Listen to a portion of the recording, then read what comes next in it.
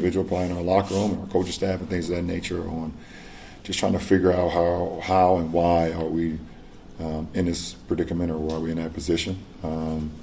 We definitely went out on the floor and tried to figure it out and tried to help each other and hold each other accountable. It seemed like every time we would take a step forward, we would take 3 or 4 back. Good day. Welcome into First Take. Thank you for hanging with us. We have a whole lot to unpack today. Tim Legler in the building. Good to see you, sir. Of course, Stephen A. Smith. I'm Molly Karam. Keyshawn Johnson from the West Coast. Fellas, how we feeling? How we living? I'm lovely. All good. Games that count tonight. Nobody's resting. That's right. Yes. That's great news. And guess what we're talking about? You're going to love this. The L.A. Lakers, Tim. I don't blame you. I don't blame you. Top of the show. Let's get I don't it. blame you. Keys team, less than 2 This is years it. removed from an NBA title. The Lakers fired Frank Vogel yesterday after missing the playoffs this season with LeBron James, Russell Westbrook, and Anthony Davis on the roster. L.A.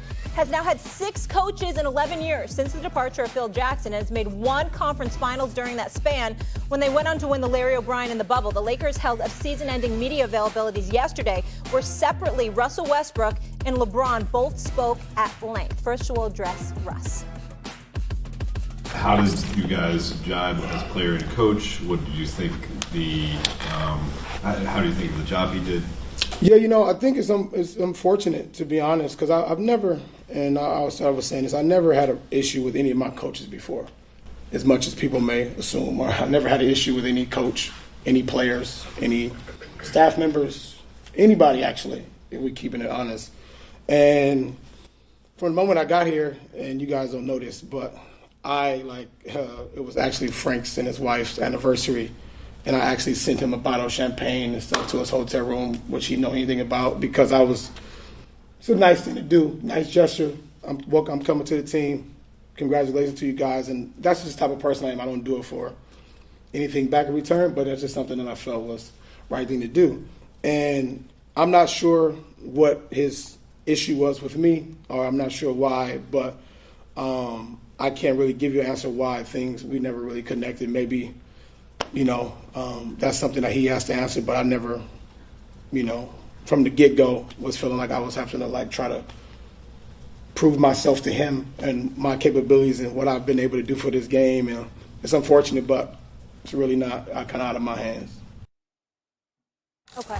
Stephen A., deserving or undeserving, Russell Westbrook took a lot of heat this season. Did he get too much blame for the Lakers struggling? He got too much blame for the Lakers struggling. But Russell Westbrook did not get too much blame in terms of what was accorded to him in his direction. If we're talking about the Lakers have faltered, no, that's the front office. That's Rob Pelinka. That's Jeannie Buss. That's especially Linda and Kurt Rambis hiding behind everybody, trying to make every basketball decision and sitting in on coaches' meetings and all of this other nonsense. That is a collective effort, primarily the responsibility of the front office, and to some degree the responsibility of LeBron James, because LeBron James obviously signed off on getting a player based on his emotion as opposed to his basketball acumen. That's the bottom line. That's why we heard LeBron James somewhat humble yesterday in terms of talking about, I'm not going to be too involved. They asked me a question, I'll answer it, but I'm going to lay off. Because he inserted himself the previous offseason, and it cost the Lakers this season. But I have to say this, Tim and Keyshawn. Russell Westbrook, when he talks about people attacking his character, if they've done that, they're wrong. He's a good brother. He's real. He's not fake. None of that stuff. And he's a Herculean athlete. No doubt about that. He just can't shoot. And he tends to turn the ball over. When you have the ball in your hands and you're a point guard, you turn the ball over too damn much, and you can't shoot perimeter shots in this day and age. That's a problem.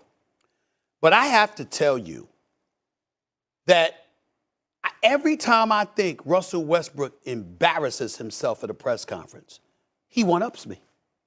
Last year with the Wizards, he sat up there and said, championships don't matter to me. I've seen plenty of champions that are less happier than me. You can't say that. What the hell's wrong with you? People walking through the turnstiles pay to see you play. And you talk about, hey, championship don't matter. No. He had a press conference earlier this year. He said, hey, man, I had no expectations. You arrived in Los Angeles. You grew up out there. You arrived in Los Angeles wearing the purple and gold, got Keyshawn and other Lakers supporting the Lakers franchise, stuff like that. 17 world championships. And you're going to sit up there with a straight face and say that with LeBron James and Anthony Davis as your teammate, you had no expectations? You can't say that. Magic Johnson sat right there. I said, Magic, can he say that? No, he can't say that. And just when I thought I would sit up there and I heard it all from him, he shows up at the press conference yesterday and essentially throws Frank Vogel under the bus, a now fired Frank Vogel, who, by the way, started you 78 games. He never benched you. I'm talking about the return from the start lineup. Now, he had to pull you out from a couple of games because he's trying to win the damn game because you had gone through such a slump. There were people literally publicly speculating whether or not you should see a sports psychologist. That's how bad we thought Russell Westbrook. I didn't say that, but people were saying that. And you go to a press conference yesterday and you bring up how you sent them a bottle of champagne. What the hell does that have to do? He's the coach.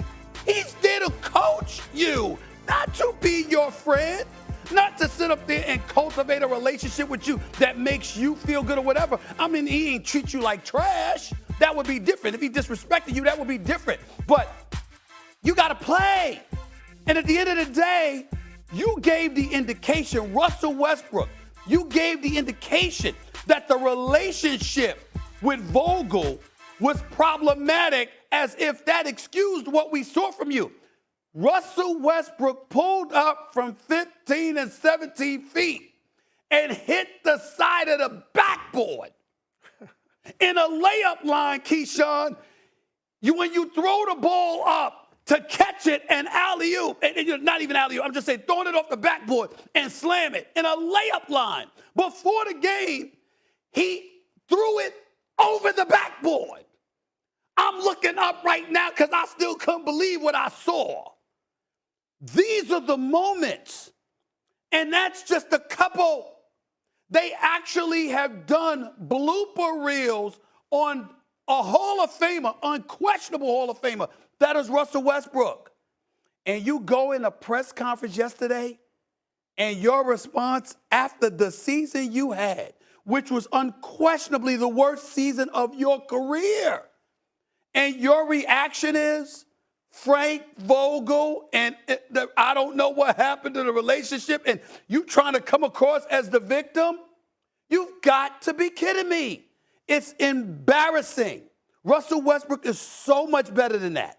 The man is a superstar talent who had an awful season, who should be working on his jump shot, okay, period. Get your perimeter game together, get your decision-making together. But this, guys, that's what I peeled away from. I couldn't believe that you picked yesterday and you talking about your relationship with Frank Vogel when you started 78 games like you were robbed of an opportunity to produce. You had opportunity night in, night out to produce, and you had some good games, but you had a lot of bad games. You got to own that. As Magic Johnson would say, stop with the excuses. Just own it and move forward because we know what he's capable of. You know what, though, Stephen A? Look, I'm not going to be apologetic for Russell Westbrook's play at all. No question about it. He had a bad season, but I certainly understand when you are posed a question, you know, as a journalist, you asked a question, you're going to get an answer. That question was asked about the relationship with Frank Vogel. What is he supposed to say? He's supposed to lie to him? No. He gave him the true facts. He didn't see what he thought he was going to see. It didn't happen the way he thought it was going to happen. Those things do happen in a building of athletics. Coaches and players sometimes don't see eye to eye, and it will affect the way that you perform. And I know you look at it and you say 78 games. Yeah, some of those games he were benched late in the fourth quarter, those games. Sometimes things didn't go well the way he wanted to. And I don't think in terms of blame, I think what happens is when AD is missing, and LeBron is missing, and Westbrook is the only guy on the floor, and he's not living up to his end of the bargain, he's going to take the blame. That's just part of it. You're paying a guy however much money he made this year. I know he's on the books for $47 million for next season, but when you start looking at the financials of things, being one of the highest paid players, a former MVP, and certainly a Hall of Famer like you say, you start pointing the finger. When you start shooting the ball, missing air ball shots, going to the cup, missing balls, throwing them over the backboard, turn over the ball, doing those sort of things. And like LeBron James said yesterday, they played 21 games together. Injuries derailed this